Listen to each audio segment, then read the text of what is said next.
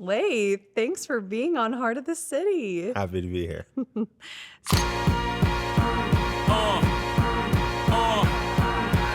So for those who may not know, Laith Quotes is the Rock City barber. He is a master barber in town and just an all-around great guy. I'm so excited to dive in today. Yes. Awesome. Okay, so one thing that really draws me to you is your story. You have an incredible story from your childhood and kind of tethers into like the success you have today. So let's start there. What did your upbringing look like? How did you get here? Oh man. Yeah, that's the first one we're unpacking. Tell us the long version. The long version of it. All right. So I was born in Iraq and came to the US and when I was like 6 or 7 years old. We went from Iraq to Jordan, and this whole process was because my dad fled from Iraq to the U.S. To put us in a better situation, because he was under Saddam's regime at that time, and in order for him to get out of the military, the Iraqi military, he had to essentially flee. There's no like, all right, you did your 4 years, now you have the option to retire and move on. So anyways, so he fled, and then he did, I don't know why it took 6 to 7 years or whatever it was. I'm sure it was a long process for him, to get familiarized with the U.S. and the paperwork, and I'm sure it's a lengthy process. I'm not very familiar. Anyways. So you were left with who? It was just my mom, me, my mom, and sister. But when my mom was pregnant with me, he was already gone. Wow. Yeah, so, I mean, it was just another human for the first time when I even saw him. Because, you don't have any relationship, you don't have any memories, or all I heard was, this is what your dad was like, this is what your dad looks like, whatever. So much that I told you we moved from Iraq to Jordan, and then from Jordan to the U.S. in that 6-year window. And that whole time it was, I was living with my cousins as well, who their dad was in a similar situation, and they fled.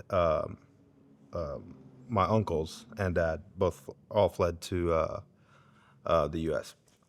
Anyways, so those first 6 years, all I had was my mom, sister, and cousins and aunts.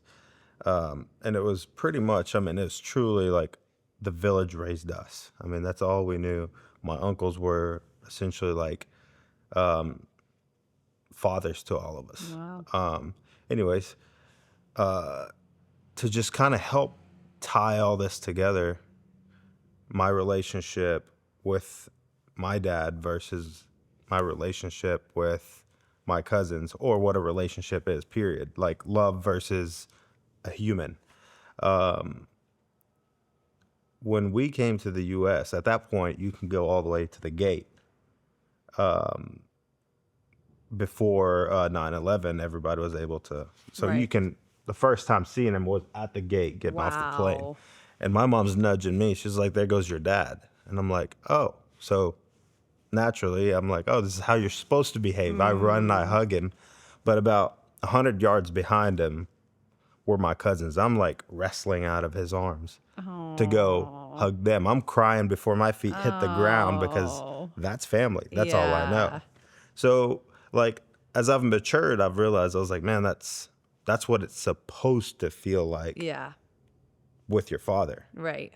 Yes, you can have that same relationship with your cousins, but that's when I knew, I was like, okay, there's a big gap. There's something that was missing. That's when to answer your question, I came here when I was like 6 years old.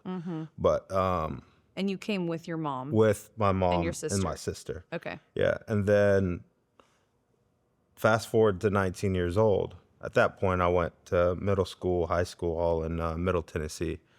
And after my freshman year of college, we all decided as a family to go back and to visit. Because at that time, it'd been 13 years. since my mom has seen her mom. Wow. And he's seen his mom. Yeah. So it was only right. And I was like, I owe that to them. I don't know. I mean, I have my family here. I'm not missing anything. Right. And they're older in age, so it was only proper because I knew in due time, I mean, they're going to go. Anyways, I agreed, but I knew out the gate, I was like, I do not think this is a great idea. It just, I mean, my stomach was in knots. Everybody was like, well, what if they hold you there against your will? I was like, it won't happen. But if it was to happen, it's just part of the process. I can figure it out. I'll make my way back. Wow. And I mean, I get chills thinking about it to this day. I mean, we board the plane to head to Iraq, and I just know, I was like, fuck, here it goes. Yeah. And it was, I don't know, probably about 2.5 days of travel, flight times, delays. And then once we got to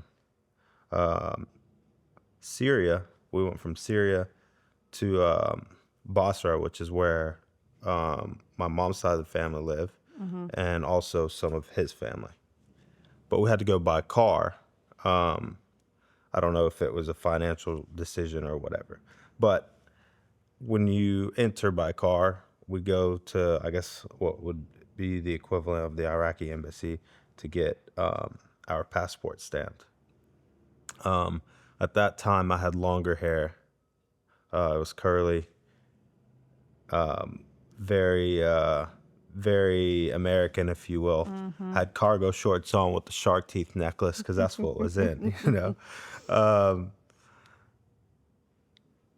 And I'm holding my brothers to the side as my dad is in one line to get all the boys' passports stamped, and women are on in a separate line because it's everything there. It's always like separated culturally.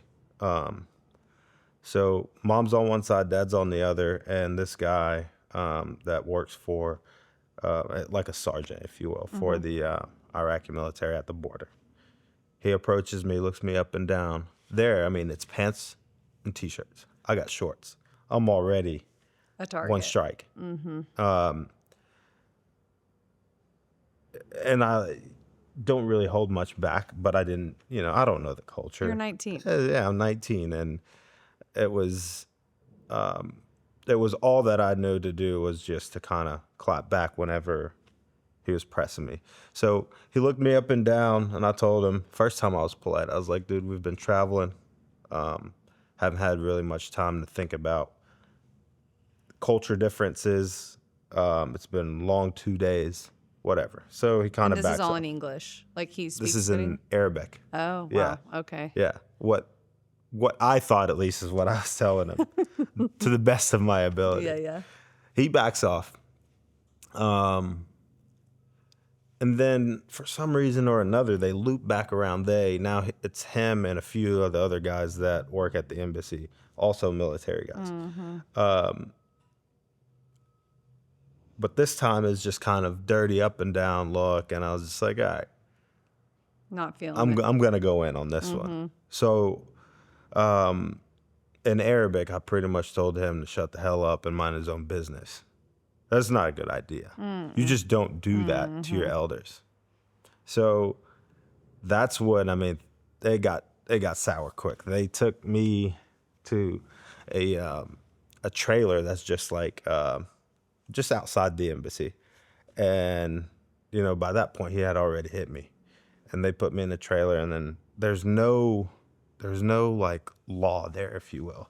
So it's like the first guy that had his first blow on me, and then a few of them come in and they're taking their licks, and they're just like pissed off that A, you forgot your culture. 2, you're being an asshole. You're being an asshole. Yeah, I mean, you're just talking down to a sergeant or whatever he is. So I just kind of ball up in a little corner, and they're just taking their licks, and they're pulling me and dragging me by my shirt, and then they see the tattoos, and they're like threatening to, because I had the long hair, shave my head, and skin the tattoos just to show you like, hey, you know, if you're such a Billy badass, we'll show you what it's like to be here. God. And that was like intro, day one of that first gut punch that I had before boarding the plane. I was like, oh man, this is going to be You're like, a I knew I long shouldn't have ride. come. Yeah. And my mom is just all over the place. She's crying. My dad's Oh, I begging can't them, like, imagine. please let him out. That's day one of 3 months that I was there. Holy. But I didn't know that it was going to be 3 months. I thought it was going to be only 2 weeks for me, and then an additional 2 weeks for my family, and then we're all going to come back to the U.S. The whole plan was I came back early, so I would work a little bit during the summer before I had to report back for football camp. This was to come back and play at UTC, which is how everything kind of What a happened. juxtaposition of your life. Like you thinking you're coming back to start football camp at UTC, and then here you are in an Iraqi trailer. Yeah. Oh, Getting beaten. in a flash. Yeah, in a flash. At that point, I was like, I didn't know I was even going to make it out of that trailer and not go to jail or wherever they wanted to put me. Or alive. Or alive. Yeah, whatever they wanted. I mean, they can do whatever they want. There wasn't like, the police wasn't going to police the police. It was just, it's their way or no way. Free for all.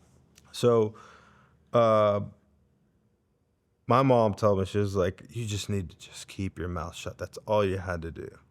And we wouldn't be in this situation. I mean, just getting back to the SUV to head back, to start heading towards my, to Basra was a miracle. I was like, oh man, this is crazy. So you reunited with your family how quickly after that After trailer that, incident?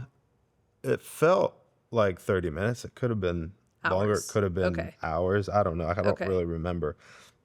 I mean, so much adrenaline was pumping. I mean, you got to think. I mean, I thought I can handle myself. And I thought that at that time, I was like, you know, you can ball up your fists and throw a punch, but there's nothing that you can gain out of this besides, I mean, maybe more trouble.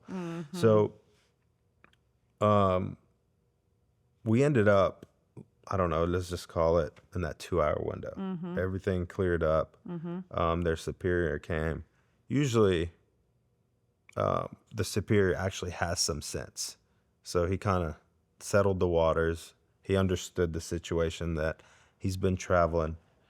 He's not very familiar with the culture. Not that I should tell anybody to shut the hell up, but maybe in certain situations, that one he deserved it. Yeah. So we're gone now. And that was 2 weeks. Or those first 2 weeks that I was there was awesome. I enjoyed seeing family, catching up, all that good stuff.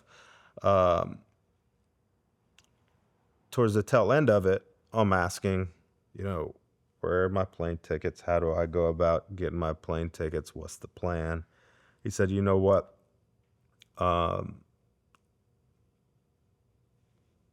Air travel right now is banned because of insert bullshit. I didn't pay attention to it. This was your dad This is telling my you dad. this. Yeah. Because of some reason that I think Syria and Iraq had some kind of disagreement that wasn't settled, so no travel out of Syria. I was like, okay, whatever. I don't know. I'm 19. Yeah. My dad has got my passports. He's booked everything for us. That's just who I'm going to trust. He said, stay here another 2 weeks. We all go back together. Emailed coaches, and my boss that I was working for at the time. I let him know. I was like, hey, I'm not going to be back in time to make first schedule, whatever. It's like, all right, cool, no worries. But he saw that was a red flag because he was like, all right, that's weird. Because he knew the truth. yeah. It's like, why? And then I explained to him, of course, I'm trying to see if like one side's being protective or the other side is being honest. Anyways, and I had very limited internet access. So it's like certain houses, because the internet would be essentially like I mean, just like internet was a long time ago for us, not Right. every household had it. Totally. But this is in 2019 And and you're it's in a still that rural way area. there. Yeah. So wherever I did have internet access, that's kind of where I would email my cousins or just catch up with the U.S. So I'd go to missing a week, 2 weeks at a time. It's totally abnormal because everybody was, I mean, here in the U.S., you can reach anybody At any within time. seconds. Yeah. So being gone for that long and no one hearing from me, even my like coaches' wives and other stuff like that, they're all like, "Oh, this is kind of weird." But anyways,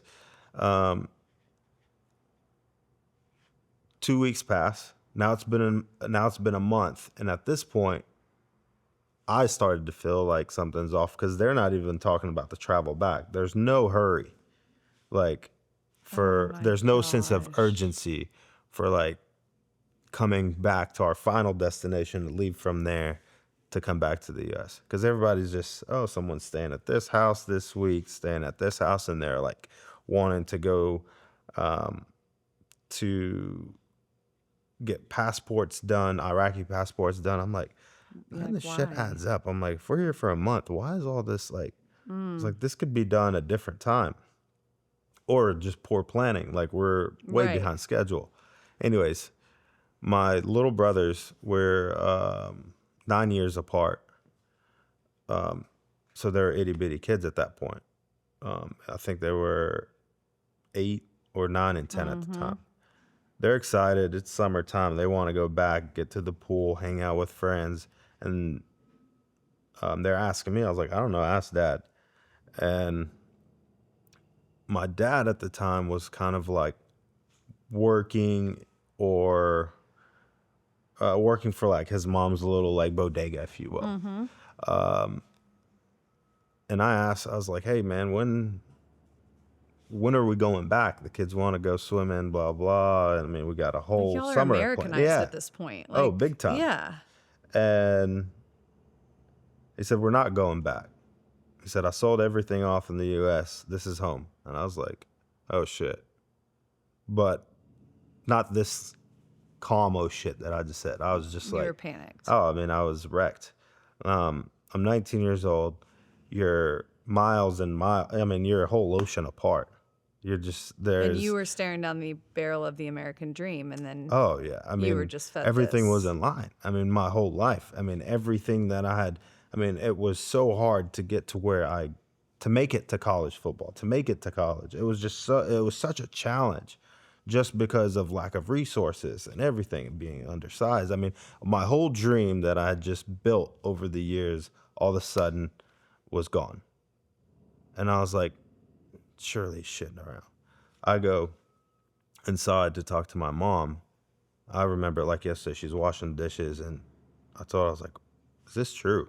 Before I can even just finish, she knew because of like the pain in my voice. She turns around, she's boohoo crying. She's like, I would have never done this to you guys had I known. And Your mom yeah, didn't she even was like, know. I wouldn't have brought us here. I would rather have my full family together in America and me miss my family that I hadn't seen in 13 years. I was like, fair. I understand. So I'm just, again, balled up in a corner, just tore up because I'm 19 years old. I don't know what the hell to do at this point. I mean, my whole world has just been flipped upside down. I mean, you can just imagine that's just in a month, and I still had to endure 2 more months. And then in those 2 months, once I found all this out, I tried 3 different times to escape. One of the very first ones was I thought I landed it. I went to the house like in the middle of the night, found the passports, stole them all. I was like, all right, we're good. They're in my possession. Now it's just a matter of emailing back and forth. Got to get to a computer. Just get someone to book a flight, and we're good. And I had friends here that were very willing, but you got to be in constant communication. If I had the passports for that week, my dad had already found out but didn't tell me. One night, as I was leaving my uncle's, he had like a little like electronics store, and they would sell like video games and PlayStations and stuff like that. And I'd go there to use the internet, but I would go before him because I was like, here, let me help you out. I'll open up the store. You get to relax, blah, blah. So I'm using the internet during that time to just try to get as much done as I can. And everything's in secret. Like, you're not telling anyone what you're doing. No one knows anything. And you weren't going to try to take anyone with you, like brothers or cousins? No, it was going to be just me and my sister, because my brothers were too young. Yeah. Yeah, they're like 8 and 10, I think I told you. So one night I'm coming back, and if I could tell you one thing about my dad, he's always just over the top, like extra. If it's replacing like a light bulb, it's let's get a ladder, let's get all the toolbox, let's see what it could be, because it might not be just a light bulb type guy.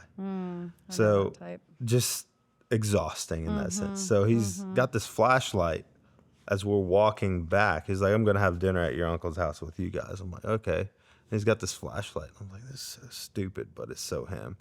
It's like, you don't need a flashlight. You can literally see this gravel like walkway that takes you to the house. It's like a road, gravel road. We go to bed that night after dinner. He left. But while we were asleep, that flashlight was a lot more than just seeing the gravel. He went, looked through my stuff with the flashlight while we were asleep, got the passport, was gone. Woke up the next morning, I'm looking for it because I showed my sister. I was like, look where it is. I got it hidden. We're good. And then it was gone. So I woke up excited, then I'm destroyed again. This time, I'm really screwed because I'll never find that passport. It could move through so many hands. There's no telling. So we get in this huge fight. So much that I got kicked out of both my grandma's house and my uncle's house. My uncle pretty much was like, he's a thief. He doesn't need to be in this house. Oof. Can't trust him. He was living with we were living with my grandmother, so he was like out. So that was essentially his house, his rules. I go and live with my uncles and Basra, which is like about 8 hours away.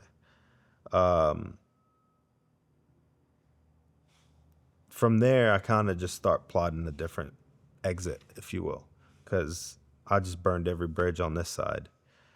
I go to the U.S. or the police station there, and there's also a U.S. embassy. But that U.S. embassy told me there's nothing they can do. You got to go to Baghdad. That's where you can get. That's where I got all this information. They said you go to Baghdad, they'll do everything that you need. How far is that from where you are? Like 12 hours. Oh. Yeah. So I was like, okay, that's X'd out. Let me try this. This could be my last resort. I go to the police station. Mind you, now I'm living with my uncles on my mom's side of the family. Okay. I go to the police station. I make up this big story that I lost my passport while we were shopping at the market. My family is in the U.S., and I just came alone to visit family that I hadn't seen. I need to get back because I'm a source of income for my family in the U.S. That was my ticket. They bid on that. I do all this paperwork, and it's back and forth between the police station and courthouse, and it's all just who are you paying to get this paperwork moving fast. I was trying to time it just fast enough so I wouldn't miss camp. Because if I missed camp, I would lose my scholarship. Or if I missed school, I would lose my scholarship. And I knew if I lost my scholarship, then you had nothing to come back to. Yeah, I have nothing. I have no family to do any financial. Yeah. I didn't understand how any of that. I had zero money. No. So I get the paperwork going, and this takes about a month. Because I filed for a missing or a lost passport there, I guess their code, and just for security purposes, I was put in jail for like 8 hours. And I'm in jail with two guys that one ran over some guy and killed him. and the other one was in there for like theft of some sort. Okay. So I'm just sitting there, and they're like, "What the hell are you doing here?" I said, "Man, I'm wondering the same thing." I said, I'm born here, but I was raised in the U.S. He said, "What the fuck what made you Why want did to you come come to back? Iraq?"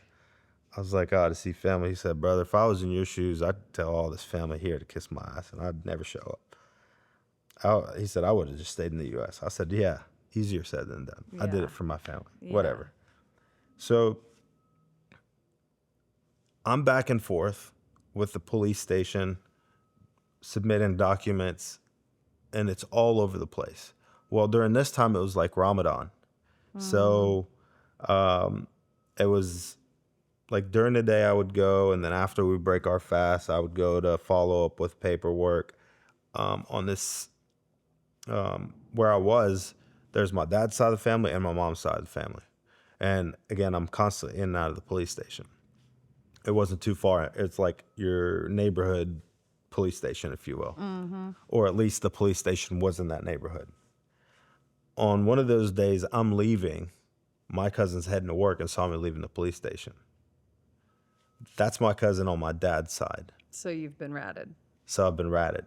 He goes in and is like, "Hey, that's my cousin. Is everything fine?" He's like, "Yeah, the poor kid lost his passport." Shoot. And he's trying to get back to his family in the U.S. He said, "No, his family's in Karbala is where they were." He said, "I have his dad's number. His dad has his passport, this, that, and the everything. Everything just all Crumbles. just happened so damn fast." So, actually, there's one attempt before that. I told you it was about 8 hours apart. So right before that incident, that's almost the finale of everything of how I escaped was, I'll leave that little crumb and I'll come back to it. Okay. So we're in Basra. My family, my mom, dad, sister, uncles are all coming to Basra. They're in Karbala for a wedding. My cousin, the same one that ratted me, was getting married. So I knew I had a very small window. While everybody was gone, a round trip, same day, left at 4 a.m. because this was this is one of the attempts. This was attempt number 2 to find the passport. I go break into the house, go to where I think the passport is, open up suitcases, and I found passports, but they were my uncle's and his wives and kid. And I was like, great. My sister's calling. She's like, "Hey, you're running out of time. Everybody's panicking. You've been gone since 4 a.m. at the local park with friends." Oh, gosh. And I didn't know what else to say. So I scramble. There's one little spot in the bedroom. So if you can imagine, the houses are all kind of like mud-looking houses, exactly what you would see on TV. There's no windows for window cutouts. So this one window cutout had the lining or the plastic packaging for a comforter. The comforter's in there. The packaging, it's all blocking air coming in and out. I pulled it out. I was like, it might be in there. I bet your ass it is. I moved my hands all around that thing, but I only had seconds to spare. I was like, I gotta go so I can hop on the next bus to head back. And in one bag, there was this black bag that had money in it. I didn't care for money. Money was useless without a passport. Right. I misplaced it into a different bag. Well, when they all got back, mind you, I look at every passport. I was like, oh shit, nothing here. I'm devastated. I was so excited there, devastated. 12 hours or whatever it was, 8, 10 hours. I'm just in the car, just sick to my stomach. I'm like, dude, I just risked it all. I have literally no other plan.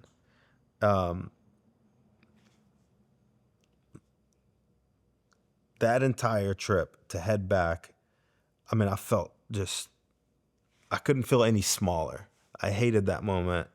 I hate that moment even today because I put so much time and effort into something only to just fall on my face. The other ones didn't like sting as bad because I got like just a little bit closer. But that one was the one that I was just right there in that lull of month 1 and 3, and I didn't know when I was leaving, but I thought I was absolutely doomed there. That was like I the mean, giving up yeah, I was feeling. like, dude, Yeah. I'm doomed. I don't know what to do. And that's when I came up with that idea of going into the police station and saying I lost my Yeah. passport, blah blah, in secret. But So cousin rats you out. cousin rats me out now. They come back, knock on the door. They're like, hey, we have your passport. Once you break your fast, you need to come to the police station. I said, okay. I didn't know that I've been ratted. I come up I show up to the police station. I'm talking to the officer, and he's like, so tell me what happened to your passport? I was like, this is weird. I was like, why are we acting like this is all new information? Right. I was like, we've done this for a month now. I said, this happened, mark it, blah, blah. Yeah. I was like, so is your dad by chance in Kerbala? Your sister's here also? You're trying to, and I was like, oh, well, fuck, you know everything else. I was like, yeah, this is all true. You're telling me my life now, so there's nothing to run from. He said, all right, calls my dad, informs him of everything that's happening. I have one more lifeline left. I call my buddy. I was like, dude, I have to get out of here because tomorrow Now. my dad's going to be here. I have to go to court in front of the judge, explain everything. And I was like, minimum 6 months is what they're saying in jail, unless my dad wants to add whatever he wants on top of that. I said, okay, this is crazy. At 4:30 a.m. that next day, my dad's on his way. I just packed a bag. I told my sister, I was like, I gotta go. This is my last effort. I'm gonna hop in a taxi. I'm gonna head to the embassy in Baghdad and hope to God I can make it. I was like, if not, that's just probably one more thing that they'll pile on top of this whole situation. I hug her. I hadn't seen my mom at that point. I don't know, maybe at least the last month and a half of that 3-month trip. Hadn't seen my brothers. It was just me and my sister, just kind of, we're the rebels now, completely disconnected from my dad's side of the family, living with just my mom's side of the family. Hugged her neck and packed that bag, the one that you've seen, that I brought to the scout guide. Yep. Shoot. And had just one little phone. I was gone. I was like, I don't care what happens next. I got to go. I get to the U.S. Embassy, and by that, so on the way there, I told you it's like 12 hours. There's checkpoints every so often. My heart was just pounding in my throat. And of course, it felt like every cop was just watching me at each checkpoint. Did you have pants on by now? I had pants on by now. I knew everything by this point. I was just trying to blend in. Yeah. I lost 30 pounds. Oh my! I didn't have 30 pounds to lose. No, I can imagine. Yeah. I think I was like 130 something, 140 something pounds coming back. And I was like, yeah, I play college football. It's like, for what? Yeah. Pee-wee. Between stress and everything that happened, it was the craziest thing. So I blended in at that point. Every checkpoint was just like trying to, like everything inside me not to crack. Felt like hours. And hours. And finally I get to the U.S. Embassy. I never thought that I was going to make it. I just knew. I was like laughing. I was like, let's just see how much more shit I can dig up. Let's see how bad I can make this. Because at that point, I didn't care. I had every thought you can imagine. Like, I wanted to end things. I wanted to, like, hurt myself and the people involved in it. Like, I was all over the place. And I get to the U.S. Embassy. I tell them my situation. They call the guy that I worked for. His name is Dennis White. I used to work at Quiznos, and it was his. He was the owner of Quiznos. He said, "All right, kid. the lady, I believe her name was Amy, from the embassy. Yeah, now that I think about it, Kismet. they're in communication. I get my plane ticket. I'm out the next day. Before all that happens, I called my mom. I was like, I'm heading back to the U.S. She's just like, whoa. Hell is freezing over in Basra, where I was.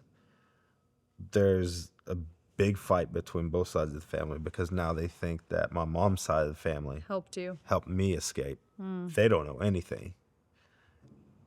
And it was weird to just leave something just on fire and know you caused the fire and everybody else now is getting punished.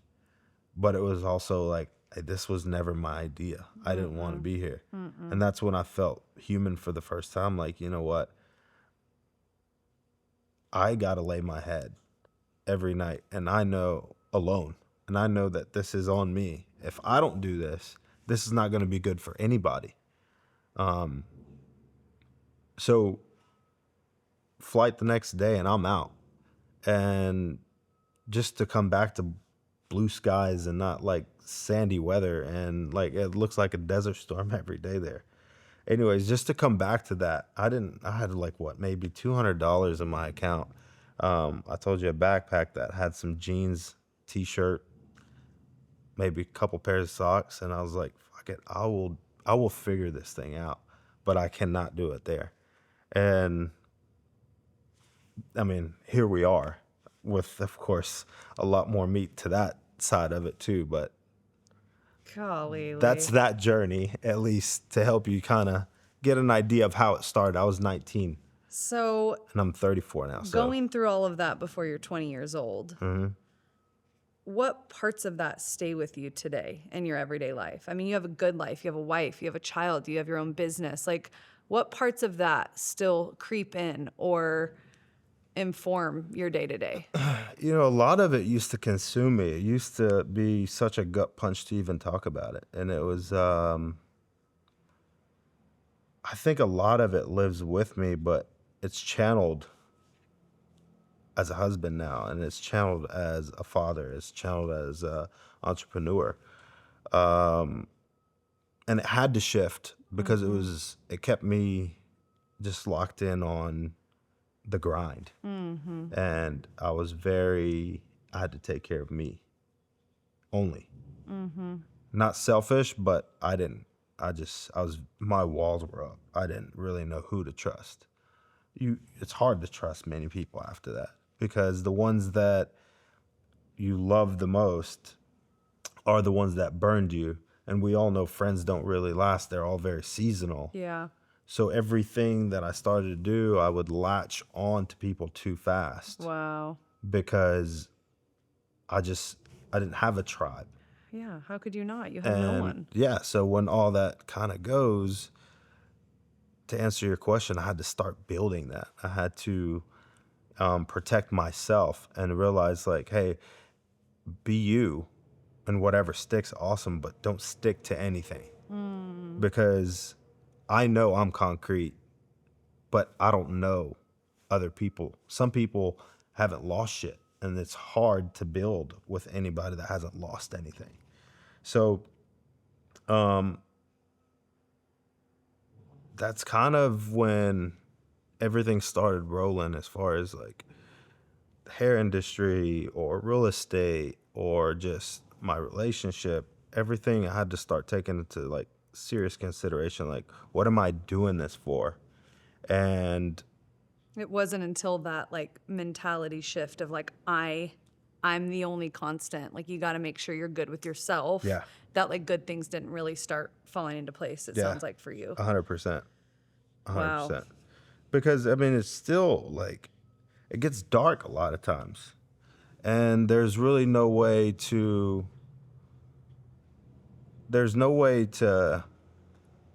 like unfeel, unsee any of this stuff. It's just, you have to remind yourself, I gotta love a little bit harder than most. I gotta take a little bit more risks than most. And I have to be open because I'm so closed off than most and get hurt again. Wow. And it's but you can't fear it. You just have to live in it, get burned, and say, move on. Mm-hmm. And I mean, it makes it kind of easy. This stuff is easy. Yeah, it's like, because have you ever been burned that hard since? No. I mean, I so don't it's wish like this the on petty anybody. stuff we live with as, very fortunate American people. I mean, it's really a drop in the bucket compared to what you live through. I mean, what the hell is a car on 4 flats with no gas in it? Or a breakup. Or, Yeah. I mean, as heart-wrenching as things have been. Nothing really holds weight anymore. It's like I lost the thing that everybody builds around already. And now I have to build that. And this shit's easy now. It's like, so if it's everything now is just, it costs money to make it better. Yeah. Well, and you went after the impossible. So you now are in a place where probably when you're up against things you want, yeah, you're going to get it. You've done it way harder than this. So. And it's the fuel to the fire every time, because to your point, like, I mean, I don't think it gets, I mean, it can always get harder, sure. Of course. But just waking up every day to cut hair from 7 to 6 to make sure my family's taken care of. Oh, dude. I'll take that. Yeah. I mean, I'll go till my feet are numb and I'll fall out, but that's just physical pain, not internal pain. Right. And there's so much. You can go miles with physical pain. Internal pain, man, it eats you up, and then all of a sudden, you just fall over. That's where you give up. Yeah. Okay, so when did you first pick up a pair of scissors? Like, what informed this passion for barbering? That was in 2010. My freshman year, at the end of 2010, my freshman year of college. We're just goofing around in the dorm room bathrooms. I had just gotten a haircut, and I think it had been a week, and I just needed to freshen up what was there. One of my best friends at the time, he's a barber. So, I could always feel what he was doing, and I think that kind of helped subconsciously create who I am today. Yeah. Because I was always very interested of how it went from like skin to long hair. I was like, that's fascinating that somebody can literally blur hair from like nothing to length. I just found that fascinating. So I was in a dorm room bathroom, cleaned up my facial hair, and one of my teammates wanted me to do it right before practice. And I was like, sure. I didn't know. It was just kind of like what guys do for each other. Clean up the necks, maybe just sharpen the lines a little bit to look good before going out or whatever. It's always been a thing. It may not have been great work, but it's always been a thing. So I did his, and it took off from there. Everybody was like, no way. He did that? I was like, yeah. It's funny because you're like, this is just what guys do. I'm like, no, I don't think just guys you're do right. this. I'm like, Fast I know forward. a lot of guys. I'm like, Yeah. no, this was like a special thing you had. Right. Yeah. And it was like, because after that day, we go back, we're in the locker room now getting ready for practice, and everybody's hyping it up. And if one thing I don't like, I can goof around with you all day. We can have drinks and have a good time. If it's a small group, I don't mind taking over. But if it's a big group and all lights are on, I was like, I don't like this. I don't like that type of attention. So I immediately just went in my little shell. Yeah. But people kept coming, getting haircuts. It was $5 booze or food at that time, whatever. And Those are the Black options. and Milds. Yeah, Black and Milds. And we would take that money at that time, either, again, we'd buy booze or we'd roll dice and gamble on this janky pool table that we had. And I became the team barber in 2010. Awesome. And it wasn't scissors, it was just clippers because I didn't know how to cut white guys' hair at that time. So, or Asian, it was straight hair, period. I didn't know how to do it. If it required scissors, I didn't even have any scissors. That's Shears. amazing. Yeah, it was all clipper work. it was not until hair school in 2014 when I actually started picking up shears. And I knew if I wanted to be as special as I envisioned, I had to learn every tool so that no matter what client walked in, I could cut their hair. Wow. Yeah, now if a damn cat walks through, I could cut the cat's hair. So Now you got every tool in the yeah, repertoire. exactly. That's amazing. Yeah, so 2010 to answer you. Okay, so you knew you were going to be something special. You just knew you had it. Like, how did you know? Remember I told you everything was it was like life has never been, it was never easy. In middle school, one of my best friends made the football team and I didn't. But I didn't want to leave his side. I loved him to death. And I said, you know what? I'm going to be on the other side while they're practicing. I'm going to do everything they're doing. Up until the coach came up and was like, you know what? I've seen enough. Why don't you just join the team as a manager? Just like equipment guy. I was like, I'll do whatever it takes to be on this team. Oh. So I think naturally it has always been inside of me to just grind. Yeah. Like I've always had that dog in me that want to go get it, whatever it is. So once I discovered that I was good at cutting hair and football was over later on in college, actually by the time I made it to UTC, because that was months after Yeah. the whole Iraq thing, I came to UTC and I was a wreck then. I mean, I was free for once. The liberty that I felt was so good that it was bad because I ended up going to one too many parties and not enough classes, and dropped out. And that's when I went to hair school. When I went to hair school and felt that bit of like, oh shit, I like this. That's when it just, You knew. it took Yeah. off from there. Wow. Yeah. Okay, so let's talk about you know, you're in the men's grooming space, which is, I feel like it's grown a lot, but you know, what is that like dealing with, you know, men aren't always like you. They're not always like, yeah, I know exactly what I want. I want to look fly. I want to, you know, you kind of have this confidence probably because you're in the space, the industry that you're in. Is that the typical male you deal with on a day-to-day basis? Yes and no. Maybe not when they come in, but definitely when they leave.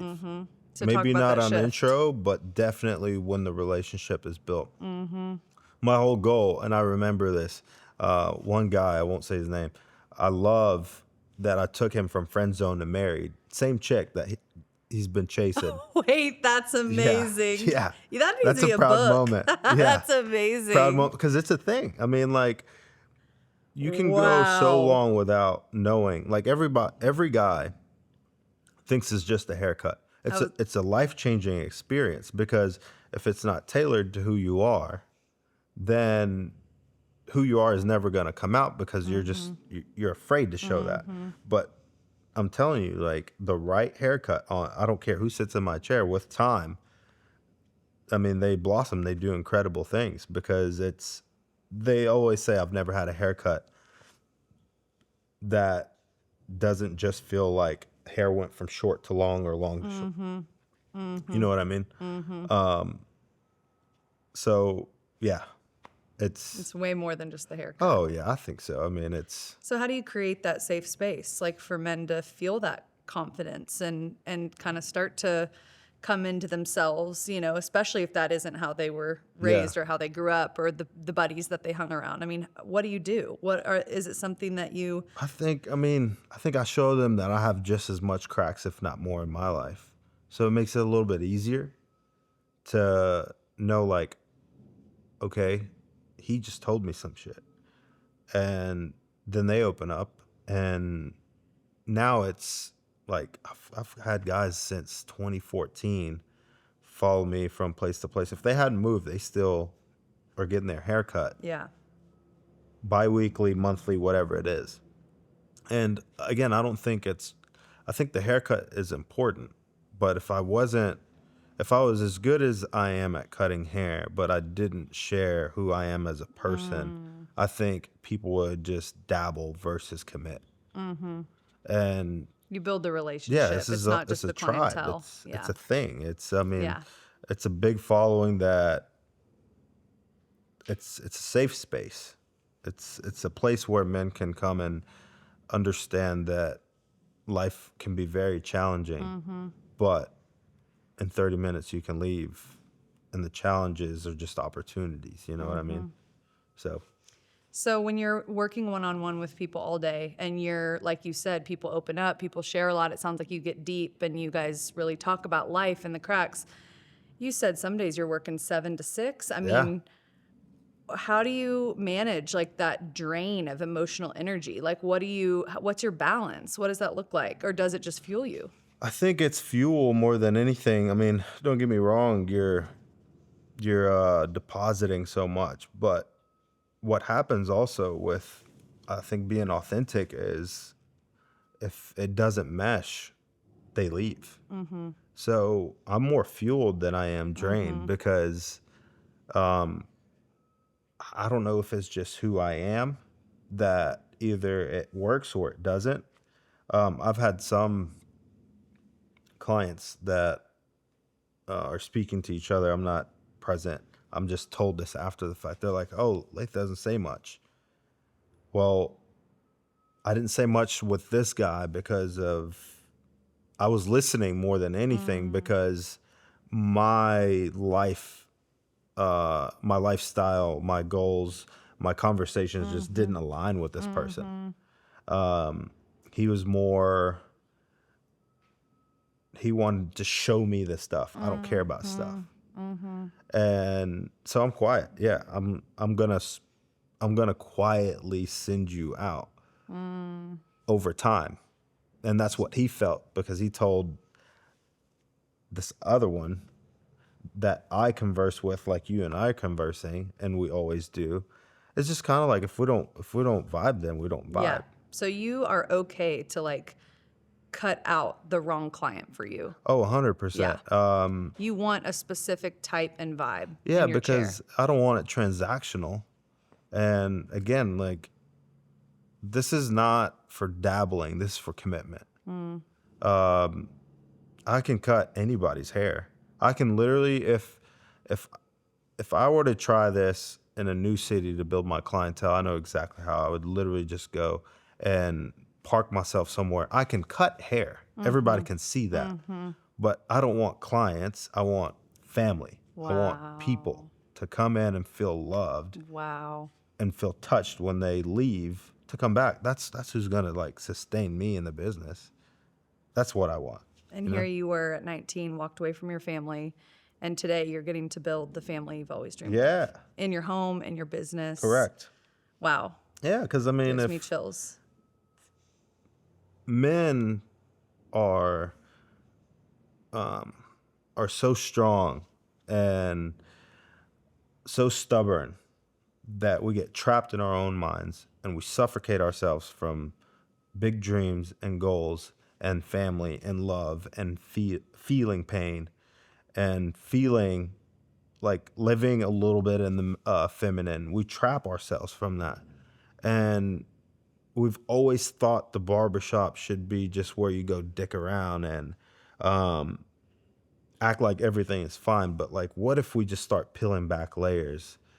So now that I have a place, a safe space for people to come just be raw and like share their pain in those 30 minutes, it's counseling, man. I know what it's doing for people. So that's the whole thing. I mean, it's centered around helping men develop the skill of just communicating the hurt. I know life is good. I know what the fuck's on TV. I know who won the Masters. I know who won the Super Bowl. You don't need to talk about we don't that. need to talk about that. We can start with that. But let me know, like, what's behind those eyes. Like, I feel it. I see it. Let's bring that out, you know? That's so special. Yeah. That's awesome. And I think that's the difference between this place or any other place. This chair that we're talking about versus any other chair. It's not a it's not just a haircut. No. It's no competition. It's everybody I think is very skilled. It's just, where do you feel at home? You know? So what do you want your legacy to be? Beyond just your career, beyond, just your day to day. Like, what do you hope your son says about you and speaks of when he talks about you? I think about that a lot. I've thought about that long before Tigress was born. I think about that as a husband. And I've always wanted my legacy to be, he laughed a lot, he loved to eat good food, and wanted to be around all his friends and family. That's it. Like, whatever print I leave based on what people remember is out of my control. But I know I could laugh a lot, I can eat good food, and I could build family. That's it for me. Wow. Yeah. Control the controllables. Yeah. That's so good. Yeah. Okay, if you could go back and talk to yourself at 19, what's one piece of advice you would give him?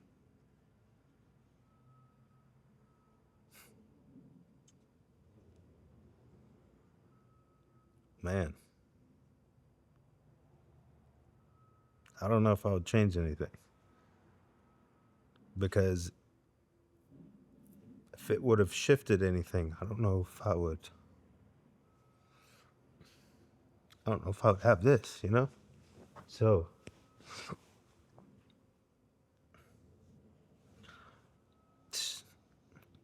commit. Go through it. I don't think I'd change anything. No advice. I love that. Okay, last question, last piece of today's interview. I want you to fill in the blank. Yeah. The heart of Laith Quotes is? It's easy. Passion. Love it. That's it. So good. Passion. Laith, you are a special human, and I'm so glad that you committed and stayed the course and that you're here today as a friend and a community member. Thanks so much for your time. Thanks for having me. Thanks for being the heart of the city. Yeah, thanks.